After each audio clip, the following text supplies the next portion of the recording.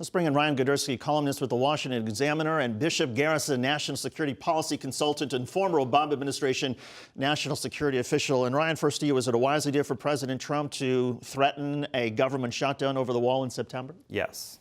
Because I think that immigration is the most important issue to Republican voters. Harvard-Harris poll shows it, Quinnipiac shows it, multiple polling shows it. Even in the New York Times had an article out this week that Republican candidates are no longer talking about the tax cuts because voters don't care. They care about immigration, especially Republican voters care about immigration. And it is the sole issue of all of Trump's priorities that have literally gotten nowhere. Paul Ryan was on there lying to the American public that they've gotten some wall funding. They've gotten no wall funding. They have replacement fencing. And I do think that when push comes to shove, Trump may be not, well, in the beginning of the thing, he says it's up for negotiation, like everything is. And then he sits there and says that, we need some wall funding, and we also need E-Verify and merit-based immigration and a large slew of things. So it's not just wall funding, it's his immigration package. Bishop, I've heard some Democrats say that a government shutdown would be great for the Democrats this November in the midterms because the Republicans control both branches of, well, they control the legislative branch, they control, of course, the White House, and the Republicans would pay the price. So why not have Democrats give the president what he wants and have a government shutdown over this?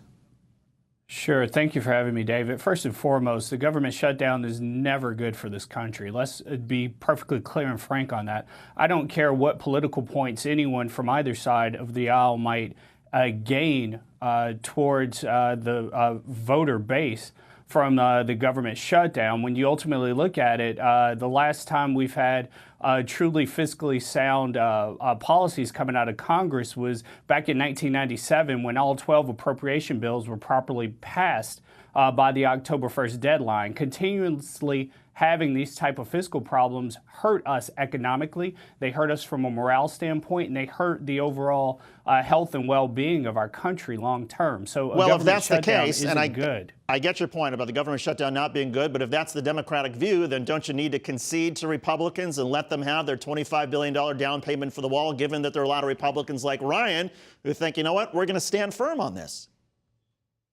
Well, what they're ultimately saying, too, is that a physical wall, as Ryan and Senate Leader Mitch McConnell have said themselves, a physical wall isn't going to help anything in terms of the overall security of our borders.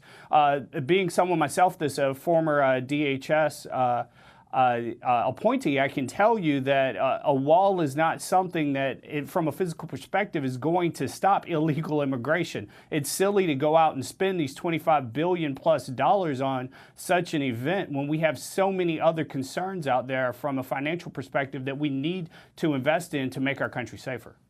Ryan, is it money poorly spent? Oh my God, no. Are you joking me? San Diego built their triple-sided fencing and illegal immigration dropped by 95%. Israel has a wall. The freaking Vatican has a wall. There's a wall in the gates of heaven. We can get a wall in this country. It is money well spent. There was just an illegal alien surge this year, under Trump, an illegal alien surge. We do need a wall. But more importantly, and you were saying this before, as far as politics go, the Quinnipiac poll, which is a Democratic-leaning poll, 80% of Americans support E-Verify. It's been Trump's thing.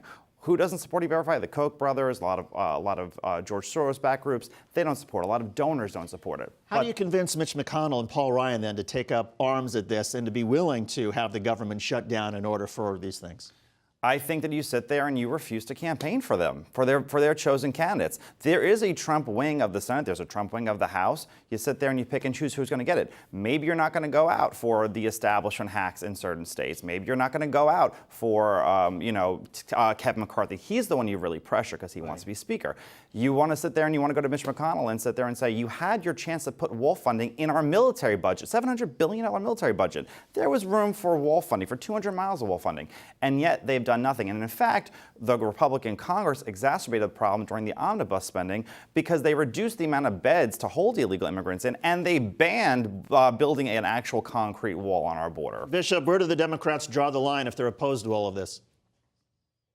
Well, I'll tell you just from a few things what Ryan said. Illegal immigration has been down since, honestly, during the Obama administration. No. It was that administration was one of the tops in terms of actually removing illegal immigrants from the country. So let's start there. Again, a wall is not going to physically help anything. It's not going, and I can't speak to the walls that might be in heaven or in Israel, but I can tell you from an American border perspective, it's not going to make us any safer. What about San Diego? We stand What about in the San- but idea what that about San Diego?